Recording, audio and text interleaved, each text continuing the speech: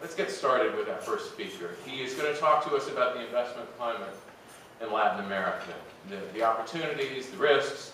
He's the Chief Investment Officer and founder of INCA Investments, a Latin American investment management firm based in Miami. INCA has more than $400 million in assets under management.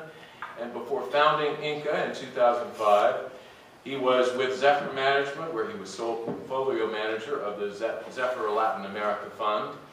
Today, he continues to manage the investment strategy of the Zephyr Latin America Fund via INCA's sub-advisory role. He's a native of Peru, has lived in South America, Mexico, and the Caribbean, and we are honored that he's come to speak with us today. Please welcome Fernando Donayre.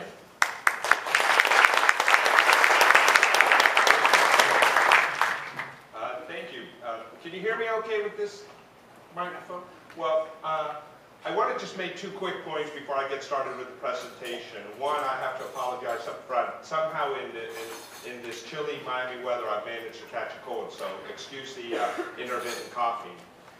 Secondarily, I just want to tell you just a little bit more about INCA Investments and what we do so that you can put our presentation in context.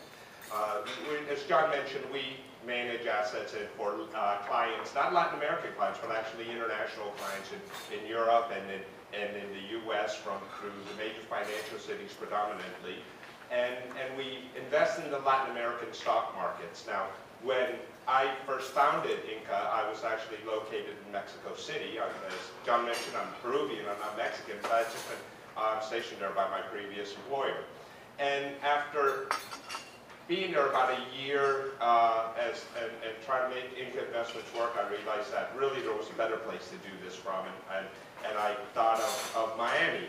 And unlike LeBron, who came to Miami because of South Beach, I came to Miami because I really do believe that it is the hub of Latin America. I believe it's the business center of Latin America. If you want to run investments across all of Latin America, I thought Miami was the place you needed to be. I was also at a show a couple of weeks ago where Dave Barry was speaking, and as the locals will know who he is. He's really a very funny gentleman. I like the way he puts Miami in context. He said, in 1986, I moved to Miami from the United States of America. And that just kind of buffets why it is that we have decided to be and are very happy to be here in Miami. So to get the presentation going, I'd like to just give you a little bit of background about Latin America and the stock markets in Latin America. And what we have here is the investable universe, according to Morgan Stanley Capital International, which, as you know, constructs the majority indices that are followed in the investment world.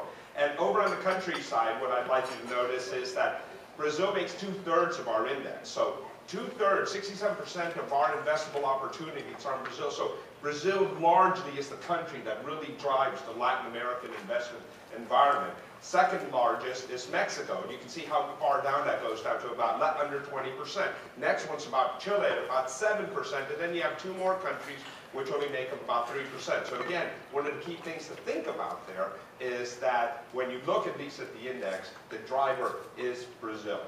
Now, the sector weightings, and that's also equally important, and I'd like you to focus on the two on the right there, which are materials and energy. Those two combined account for about 41% of the index. And those two are what we call the commodity sectors. There's a few other commodity companies scattered throughout the sector because of the Morgan Stanley categorization, mainly in the industrials. But all in all, if you total all the commodity companies in Latin America, they would account for about 50%, a little bit less than that of the Latin American index. So again, so what's important, or at least the main drivers, country-wise Brazil, sector-wise, it's commodities. Yes? What year was that on the left? I'm sorry? What year is that on the left? On the left, that says December 31, 2000, and should say 10. It may say 11, so I think someone got a little bit ahead of themselves when they were putting it together. But it's the most current ones. Okay? So now a little bit about what's been going on with the index and the performance about Latin America. And I'd like to point out a couple of things. And this starts out in 2007. Why in 2007? We were starting to feel what was going on, or that this crisis was maybe going to come and affect us. And because of that, you see that the S&P 500 and the IFA index is starting to already go down. But Latin America isn't going down. Why would that be? Well, the reason is commodities. And that is that you may recall that part of the beginning of the decline was because the commodity prices were going up so high. That's when oil got up to something like 130, 140, I don't know, some astronomical figure. And that was concerning. That was slowing down growth around the world. And so the commodities continue to drive Latin America up until about the middle of 2008, when people realized, well, you know what? If the whole world goes really in a very negative territory, in a very negative global growth environment, then even commodities are going to be affected. And it's when commodity prices begin to go down and those stock markets, those stocks collapse, that Latin America finally plummets, and it plummets steeply. If you look at that peak to trough decline, you're talking about a 67% decline there over a period of 5 months. I've been doing this since 1990, and I can tell you I've never seen the Latin American index, which is the most volatile index, regional index in the world, I've never seen it go down that much, that quickly. That was a free fall, and you can see how much goes down, and then it waffles there for a matter of months. And then, though, something equally surprising happens. That's in 2009, around March or so, the Latin American markets start coming back very strong. And you can see that what has happened, Latin America has come back very strong. That 2009 performance, that's 100% for a region. That's unheard of. The next year, 2010, usually after 100% return for an index for a region, you have some sort of decline. But we didn't in Latin America last year. We went up about another 15%. Now, we've gone down a bit, about 4% as we speak right now for this year. But nevertheless, it's a very good bounce back from a very severe fall. Why is that? Well, part of it is the growth rate. I apologize that those numbers are a little bit slow, but we'll focus really on the ones on the right, on the average. And that is, if you look at the average numbers, basically, and I have the developed economies on top and then the Latin American economies down below those, you'll see that the growth has been better in Latin America than for the last 2 years and expected for the next 2 years. And there's one exception. If you look at Mexico in 2009, you'll see that Mexico went down tremendously, 6.5%. That's a huge fall for any economy. Why? Mainly was because Mexico was doing things wrong? We don't think so. Actually, we think Mexico was managing their economy pretty well. We think what drove it was due to the fact that it had such a strong correlation. Over 90% of its exports go to the U.S. And the U.S. people knew was going to suffer. And in particular, a lot of these Mexican exports are tied into what industry? The auto industry. And you know what happens to the auto industry. The U.S. auto industry gets decimated. So that affects the export side of Mexico tremendously. So, but if you look again in 2009, what you'll see is that, yes, there were declines, but the declines in Latin America weren't as severe as those in the developed world. And that was surprising to people because traditionally when the developed world goes down, Latin America goes down in a multiple. But that didn't happen this time. And why is that? Because Latin America had learned its lessons from its crises. We've been through crises in the 1980s and the 1990s. And one good thing about crises is that you put them to use and you actually get your house in order, you come back better than you were before. And that's one of my concerns about the U.S. I don't want to get into the U.S., but I sometimes wonder if we're not making the most of the crisis. But by and large, Latin America did, with one exception, Argentina. And they're not included there anymore, and I'll tell you why. Because Argentina is not even in emerging markets anymore. It's now a frontier market. This is an economy that in the early 1900s was the 6th largest economy in the world. Now they're a frontier market 100 years later. So this is what happens when you don't make some pragmatic changes to your economy after a crisis. But nevertheless, the point here is that GDP growth in Latin America has been better than developed world, and it's expected to do better. Why? Because they were pragmatic in their management for the last few years of their economies, and I'll show you some numbers that will support that. But once more, I want to talk a little bit more about the commodity side of the equation, and that is, as I mentioned to you, here we have it broken down per country. And you can see, so Brazil, 44.4% of its market is in the commodity side. And if you look at those two countries on the right, two companies, Petrobras and Vale, they make up, by themselves, they make up something like, again, 50%, 60%. Let me get that right. Okay, 40% of the Brazilian market. Now, the Brazilian market makes up 2/3 of the Latin American market. So those two companies make about 25% of the entire regional index.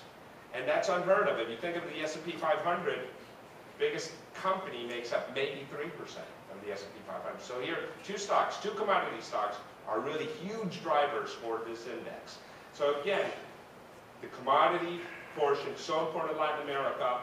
And what is interesting about commodities is they're not driven by Latin America. Sure, they're the suppliers, and supply does have an effect on the price, but who really drives the prices of commodities? It doesn't happen in Latin America. Who's doing it now? It's China. It's a factor that's outside of the Latin American realm. Now, Latin America, though, what is surprising a lot of people is we're actually not an export-oriented part of the world.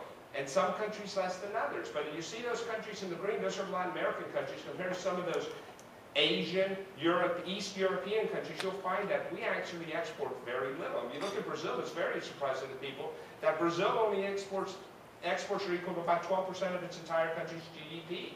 That's a very low amount. Now, a lot of those exports are commodities. In many cases, some of these countries, it's 75% plus of their exports are commodities. So, but nevertheless, if it's not really the export commodities that are driving these economies, then what is it? And we would argue it's consumption. Consumption to us is the most important part of what drives Latin American economies. Doesn't mean commodities are not important. It just means we believe consumption, and we believe the figures support what I'm saying is that consumption is really going to be the important driver to Latin America, has to be the important driver to Latin American growth.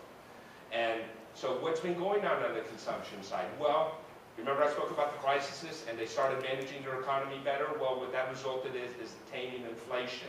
Remember that 15 years ago, Brazil was basically still had hyperinflation. And these other countries have gone through various bouts with inflation, but they start really managing their inflation. How do you do that? You manage your fiscal side of the equation and you don't get into too much debt. And that's what Latin American countries, they start getting pragmatic. And as they do that, they bring down inflation. And inflation is a killer to consumption. On top of that, when you bring down inflation, what happens? Your interest rates go down. The reason the Brazilian interest rate has gone down is because they still have a little bit to prove that they can continue to bring down that fiscal deficit that they have. And they're a little bit newer to the game, actually, than some of these other countries. But should they continue on this path, you'll continue to see those real rates go down in the long term.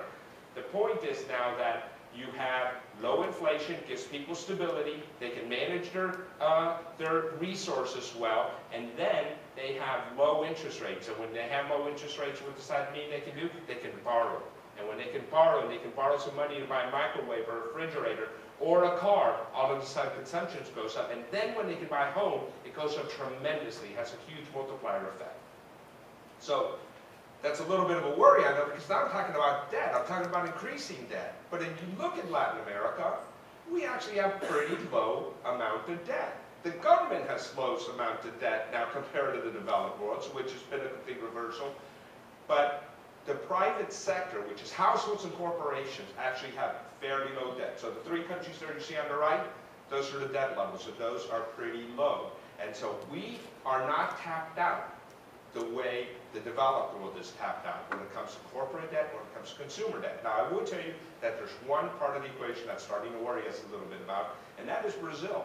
Even though debt is low, it's largely because their corporations are relatively have very low debt loads. But what's amazing is that now the Brazilian consumer actually pays a higher percentage of their household income on debt servicing than the American consumer. How can this be? When they actually have less debt, it's because they pay very high interest rates. So if you want to get a car in Brazil, you better be prepared to pay 30% plus in interest rates. So, but they don't look at it the way we do. They don't look and say, hey, this is a ridiculous interest rate. What they do is they say, hey, I need a car. If I can afford the monthly payment and it's going to get me to my job, or it's going to give me a sense of convenience that I've never experienced before in my life, if I can afford that monthly payment, I really am not paying attention to the interest rate. And that's how they get around those high interest rates. But we're starting to get concerned that perhaps household debt in Brazil, consumption debt, is a little bit too high.